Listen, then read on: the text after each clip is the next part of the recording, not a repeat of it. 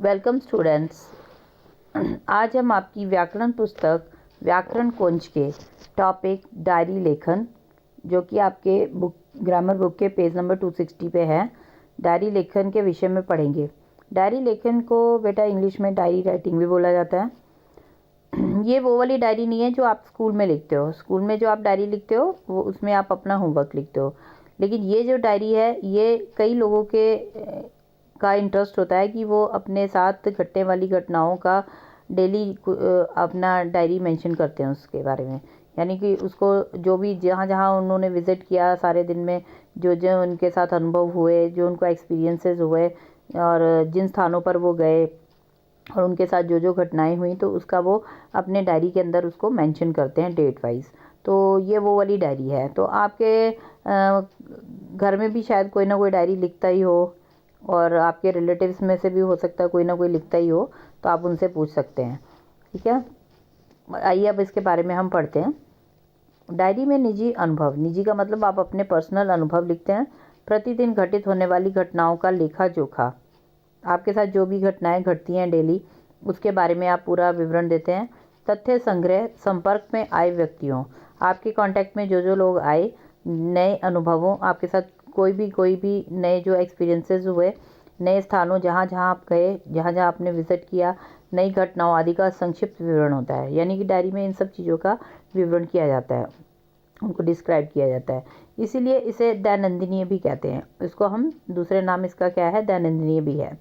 इसे लिखने के पीछे लेखक की मंशा, जीवन में घटित घटनाओं को लंबे समय तक याद रखना होता है। यानी कि इसको लिखने के पीछे लेखक का एम क्या होता है, ताकि वो अपने जीवन में घटित होने वाली घटनाओं को लंबे समय तक याद रख सके। लेखक को चाहिए कि वह मन में उठी सीधी सरल प्रतिक्रियाओं को संक्षिप्त और निष्कपट रूप से लिखे। स्थान व दिनांक का उल्लेख करना। इसमें आपको डायरी मेंशन करते समय, डायरी लिखते समय आपको एक चीज़ का ध्यान रखना है कि आपको अपने जगह का नाम, यानी कि जहाँ पे आप डायरी लिख रहे हो उस स्थान का नाम और उसमें दिनांक आपको ज़रूर मेंशन करना है। डायरी में किसी महत्वपूर्ण घटना, यात्रा, संस्मरण और फिर किसी नवीन स्थान का वर्णन करते समय केवल महत्वपूर्ण बिंदुओं का ही उल्लेख किया जाना चाहिए। अनुभूतियों को प्रकट करते समय बनावटीपन या कल्पनाशील का प्रयोग। यानी कि जब आप अपने एक्सपीरियंस लिखते हैं तो उसमें आपको कोई भी अपनी जो लैंग्वेज है, आपको अपनी भाषा जो है वो सीधी सरल स्पष्ट होनी चाहिए आपकी, और उसमें आपका कोई भी बनावटीपन नहीं होना चाहिए आपकी भाषा में, और कोई भी इमेजिनेशन का भी प्रयोग नहीं आप करेंगे उसके अंदर। अब देखिए, सबसे पहले हम डायरी लेखन का कुछ उदाहरण में से सबसे पहले हम उदाहरण देख रहे हैं। नंबर 1 पे हमारा उदाहरण क्या दे रखा है, परीक्षा भवन में देरी से पहुंचने की घबराहट और राहत का अनुभव डायरी के रूप में। यानी कि ये किसी ने, जिसने भी डायरी लिखी है, उसमें उसने क्या मेंशन किया कि वो परीक्षा भवन में देरी से पहुंचने पर उसको बहुत घबराहट हुई और राहत का अनुभव डायरी के रूप में उसने, और उसको कैसे राहत मिली उसका अनुभव उसने डायरी में लिखा है। ये डायरी जो है वो 10 मार्च 2020 को लिखी गई है।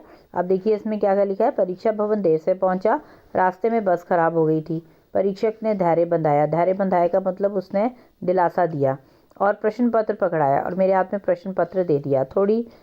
मुझे थोड़ी राहत मिली, थोड़ा सा मुझे रिलीफ मिला, लेकिन प्रश्न पत्र पढ़कर ऐसा लगा जैसे दिमाग सुन पड़ गया है। कुछ याद नहीं आ रहा था, मन रोने को हो रहा था। तभी अपने आप न जाने कहाँ से हिम्मत जुटा, फिर से प्रश्न पत्र पढ़ा तो कुछ हिम्मत आई कि केवल प्रश्नों का रूप बदला है। जो प्रश्न याद किए थे, ये प्रश्न भी लगभग वैसे ही थे। चेहरा खिल उठा और फिर मैंने उत्तर लिखना शुरू कर दिया। आज का पेपर भी अच्छा हुआ, उम्मीद है अच्छे अंक आ जाएंगे। तो ये थी आपकी पहला आपका उदाहरण डायरी लेखन का। दूसरे उदाहरण में क्या दे रखा है, बस दुर्घटना का वर्णन डायरी लेखन के रूप में। यानी किसी के साथ ये जो कोई बस की दुर्घटना हुई है, तो उसका जो लेखन है, उसका जो वर्णन है, उसने डायरी के रूप में क्या लिखा। देखिए 6 जनवरी को लिखी गई है ये डायरी 2020। सुबह विद्यालय जाते समय भीड़ देखकर रुक गया। जानने पर पता चला कि स्कूटर व बस की आपस में टक्कर हो गई। स्कूटर सवार महेश था मेरा मित्र। बस क्षण भर के लिए तो मैं सुन ही पड़ गया, पर जब उसके सिर से खून बहते हुए देखा तो जल्दी से उसे अस्पताल पहुंचाया। खून की आवश्यकता पड़ने पर मैंने तथा रमेश ने महेश को खून दिया। करीब 3 बजे उसे होश आ गया। ईश्वर को धन्यवाद देकर मैं घर पहुंचा। उसके बाद नंबर 3 पे देखो क्या उदाहरण है। विद्यालय में पहले दिन के अनुभव डायरी के रूप में लिखे। तो बेटा ये आप अपने आप से पढ़ लेंगे इस डायरी के अनुभव को। और इसी तरह से आपके ये नीचे अभ्यास में आपके 4 आपके डायरी लेखन के आपके टॉपिक दे रखे हैं। पहला आपको जो टॉपिक है, पहला है पिकनिक के मनोरंजक अनुभव को डायरी में लिखिए।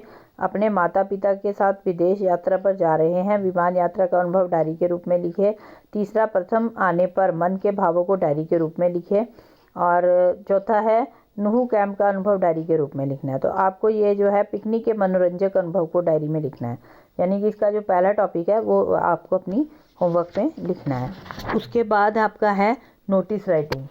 उसके बाद आपका क्या है, नोटिस राइटिंग। इसको हिंदी में सूचना लेखन जो है इसे कहा जाता है और इंग्लिश में इसको नोटिस राइटिंग कहा जाता है। अब इसका देखिए क्या लिखा है इसके बारे में। सूचना लेखन जो होती है ये आपके नोटिस बोर्ड पे लिखी जाती है। जैसे आपके स्कूल में भी नोटिस बोर्ड पे आपको बहुत सारी चीज़ों के बारे में इंफॉर्मेशन लिखी होती है, तो उसी को नोटिस राइटिंग कहते हैं। सूचना लेखन का उद्देश्य क्या है, सबसे पहले हम ये जानेंगे। किसी विशेष सूचना को सार्वजनिक करना, मतलब किसी भी विशेष सूचना का मतलब किसी स्पेशल इन्फॉर्मेशन को सबको जब हम बताते हैं, सार्वजनिक करते हैं, सबको एक सार्वजनिक का मतलब होता है कि सबको बताते हैं, उससे अवगत कराते हैं, तो उसे हम कहते हैं सूचना लेखन। कम से कम शब्दों में औपचारिक शैली में लिखी संक्षिप्त जानकारी सूचना लेखन कहलाती है। यानी कि जो सूचना लेखन होती है वो कम से कम शब्दों में लिखी जाती है। और औपचारिक शैली का मतलब कि इसको हम फॉर्मल वे में लिखते हैं, यानी हमारी लैंग्वेज जो है इसमें फॉर्मल होती है, इनफॉर्मल नहीं होती है, और संक्षिप्त शॉर्ट में लिखी जाती है। सरकारी आदेशों की जानकारी देने, संस्थाओं द्वारा गतिविधियों और समारोहों की जानकारी देने, अपील करने, कर्मचारियों की नियुक्ति और बर्खास्तगी। कर्मचारी कौन होते हैं, जो मतलब सरकारी कर्मचारी जो होते हैं ना, उनकी नियुक्ति, उनकी मतलब अपॉइंटमेंट, और उनका जो टर्मिनेशन मतलब बर्खास्तगी, मतलब उनको टर्मिनेट करना, उनकी पद से उनको हटाने, उसी को बोलते हैं बर्खास्तगी की जानकारी देने आदि के लिए विभिन्न संगठन व संस्थाएं सूचना पट पर सूचनाओं को लगाती हैं। सरकारी विभागों द्वारा जारी सूचना भिन्न भिन्न समाचार पत्रों में भी छापी जाती है। सूचना पूर्ण, अब आपने देखा होगा ना कि कई आपकी सूचनाएं जो होती हैं आपके ये न्यूज़पेपर्स में भी आई होती हैं, ठीक है ना, सरकारी विभाग की जो होती हैं, ठीक है।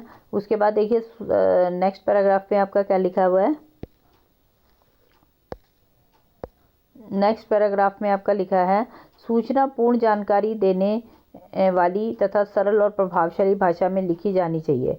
पूरी सूचना एक निश्चित चौकोर में लिखी जाती है, यानी कि इसके लिए आपको स्पेस मेंशन होता है, उस बॉक्स के अंदर ही आपको सूचना लेखन लिखना होता है, ठीक है ना। जैसे ये फॉर्मेट में दे रखा है, इस फॉर्मेट के अकॉर्डिंग ही आपको अपनी सूचना लेखन करनी होती है। पूरी सूचना एक निश्चित चौकोर में लिखी जाती है, जिसमें ऊपर संस्था, स्कूल या ऑफिस का नाम, शीर्षक बाईं और तिथि तथा नीचे सूचना जारी करने के हस्ताक्षर तथा नाम और पदनाम दिया जाता है। अब सूचना लेखन में शब्दों की अधिकतम सीमा कितनी होनी चाहिए, 50 शब्द ही होनी चाहिए। अब इसका पहले फॉर्मेट देख लीजिए आप। सूचना पत्र का फॉर्मेट देखिए क्या है, प्रारूप, जिसको फॉर्मेट को प्रारूप बोलते हैं। अब सबसे पहले आपको अगर किसी स्कूल की सूचना है तो वो स्कूल के पहले नाम लिखेंगे, अगर किसी इंस्टीट्यूशन की सूचना है तो उसके में इंस्टीट्यूशन का नाम लिखेंगे। उसके बाद लिखेंगे एक लाइन छोड़ के सूचना।